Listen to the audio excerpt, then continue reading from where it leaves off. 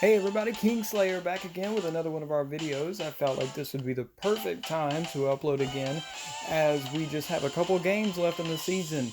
We've got division starting to be clinched. We've got the wild card chase coming down to a not to a halt, but it's getting really intense as more competitors are being knocked out of the wild card, and some competitors are just one game away from either taking it or possibly losing it. So this is getting really big. Again, we have 2 days left in the competition. Um, Certain competitors still have 3 games left.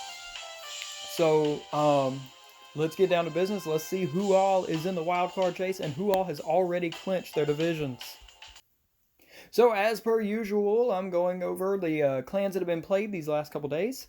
Last one that I did was the third quarter analysis, and that was rounds 10 through 15 or 11 through 15, I believe. So this is from said third quarter analysis up until this video called the 2 minute warning. So for sports fans like myself, especially games like football, uh, right before a game is about to end, sometimes they will stop the clock at 2 minutes, stop the game, and say, hey guys, this is your 2 minute warning. It's time to hunker down and it's time to get going and get down to business because this is crunch time. So, this is what this is right here. This is your 2 minute warning, guys.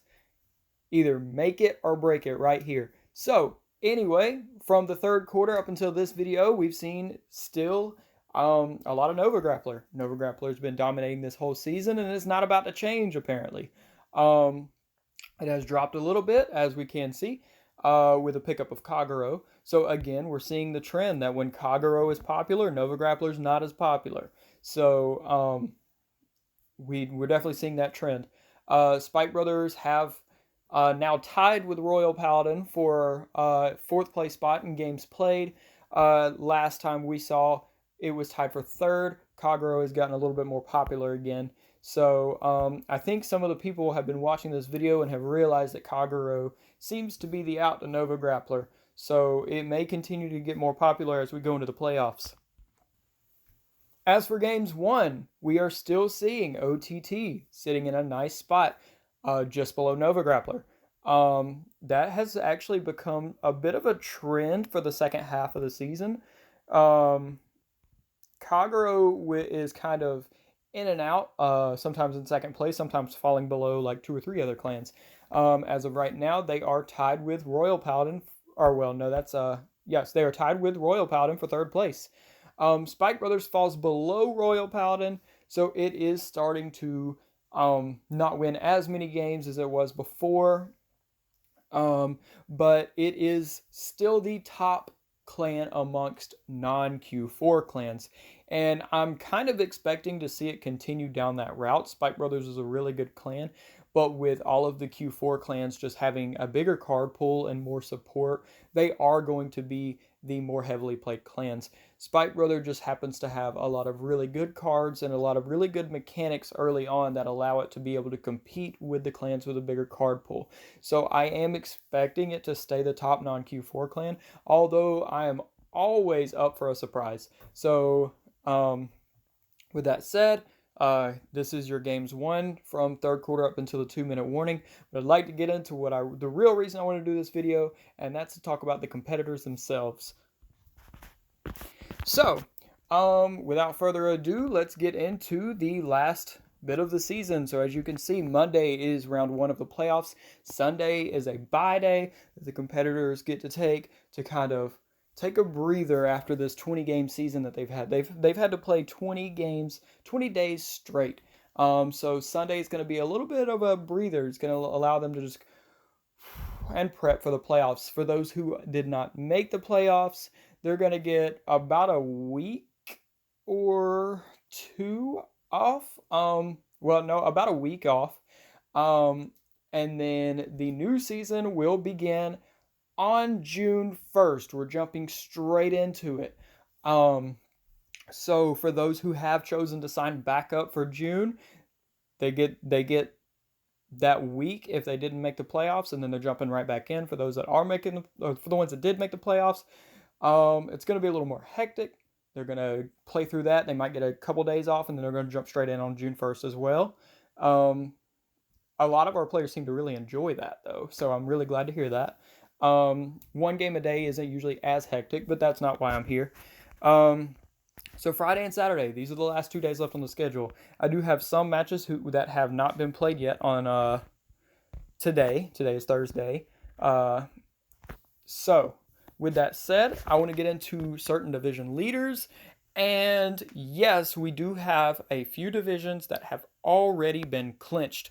So to jump straight into it, over in Asia, Division B, the first competitor to clinch the division was Dragfall. Congratulations, Dragfall. You were the first competitor to be confirmed for our playoffs. So you are in, as you guys will notice, I do have his name in blue. That means he has already clinched the division. He is not the only one who has done so, however. We also have in Asia A, Arcra has also confirmed division, and way that that's basically said is Arcra here, along with Dragfall and anyone else who has clinched their divisions, has won enough games to the point where if they were to lose the rest of their games, they would still be in the lead. As you can see, he has a 5-game lead over Plot Armored. So with only 2 games left, he'd lose both of them, and that would still put him 3 games ahead. So that's how you confirm whether or not a competitor has clinched their division. So Arcra also is confirmed for the playoffs now. Alongside of in the European division, Ziva has also clinched division with a 4-game lead over Nick. And in West A, Zenith has also confirmed clinched their division. They do have a 3-game lead with 3 games left. However, with the way the tiebreakers are working and the fact that we do know that Zenith is going to have a win tomorrow due to the opponent not showing up for any of their tournament games, Zenith will have a confirmed win, which means they can't lose the rest of their games. So Zenith will clinch that division. However, this division here especially is looking extremely strong, and all of the competitors except Rokoku, or the no-show here, are actually in the wildcard chase, like pretty high up. So I'm going to get into that in just a second. As for the other divisions, they have not actually been quote-unquote clinched yet. But we do have in West B, we have Rhydon in the lead with a 1-game lead over Dolphin. So these two face each other Saturday. And that game is going to be huge because if it continues to go the route it could decide who wins the division. In Central, we right now have a 3-way tie between Lord Rylek, Spida, and Godly Kent. I have mentioned several things about this division before. Spida originally being undefeated, Lord Rylek originally being in 5th place and coming from behind. So these 3 here are definitely competitors to be keeping your eye on. This division could go to any of these 3 right now. So it's going to be a minute before this division is clinched. I'm actually expecting it to come down to the last game. In East A, we have Matthew 419 with a 2-game lead over Xanadu. These 2 right here are fighting really hard for the top spot in their division. Right now, Xanadu does have the top spot in the wildcard chase, though. So assuming Matthew 419 does win the division, Xanadu's in a good spot to get the wildcard should they continue to win their games. And even if Xanadu jumps over Matthew 419 as the division leader, that would probably just put Matthew 419 in Xanadu's spot in the wildcard chase due to records and things like that. So I'm expecting to see at least one wildcard come from this division as long as they continue to win. In East B, we have Gold in the lead, sitting at 13-5. Gold has been sort of running away with this division so far, and I am kind of expecting them to win it. However, you could see Skittles come from behind and take it. Nova Man at this point is out of the division running, so it's just between Gold and Skittles. So either of them 2 could win it. And the other probably be pretty high up in the wildcard chase as well. East C, we have Shuji and Exotic fighting for the top spot in this division. Exotic has won all 3 games against Shuji now. So Exotic wins any tiebreakers here. So I'm also expecting this one to come down to the final matchup or 2. Moving on to Europe, Nick has been pretty high up in the wild card chase for most of this season. So we could be expecting Nick to take the wild card. They will not be taking the division, however, as Ziva has already clinched. Asia A, same thing. I've seen Plot Armored climbing up the wild card chase as well, so we're going to want to keep an eye on them. But again, Arkra has already clinched the division. Asia B, Dragfall is the big competitor you're going to want to watch in this division. Dragfall, I've also noticed, has been climbing in the legend rankings. I mentioned that in my last video. Again, congrats. Dragfall is actually one of the favorites in the playoffs right now due to their really, really impressive record, alongside of the fact that they've been climbing in legend and that they were the first competitor to clinch division and make playoffs. So, that's basically what needs to be said about Asia B. In Asia C, we have All Mads, who originally was kind of running away with the division, although I'm starting to see Ravax come from behind. So now the division chase is between those two competitors.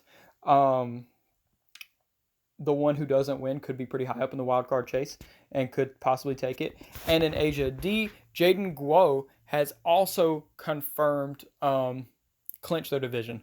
So I actually didn't mention that a second ago. So we actually have 5 divisions that have been clinched. So GX9 was defeated, I believe, earlier today by Jaden Guo, and that clinched the division for Jaden. So congrats to you as well. Over in the wildcard chase, we have 24 competitors at the moment still in the chase. And the reason being is because even though we have a couple that are 3 games behind, we do have a couple of competitors in the top 5 who haven't played their 18th game yet. So should they win, they would knock out the competitors that are 3 games behind.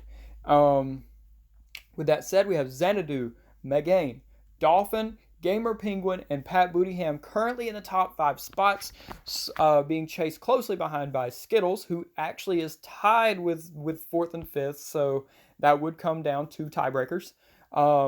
Ravax, Nick, Plot Armor, Burger King, Exotic, Spida, Godly Kent, Sumtu, Akun, and Alex, all 1 game behind.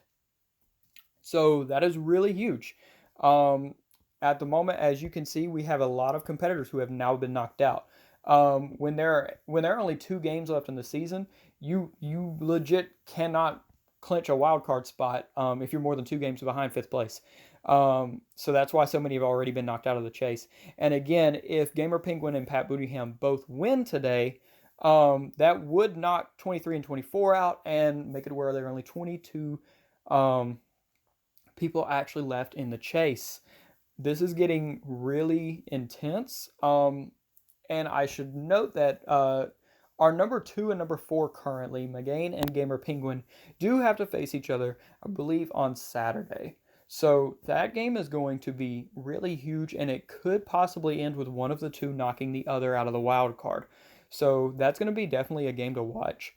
We do have a certain few competitors, such as Xanadu here and Exotic, and Spida actually, who are all really close to actually just winning their division instead. So if they do win their division, then whoever they overtake would obviously take their spot in the wild card chase, and wins and losses would be updated to reflect that competitor.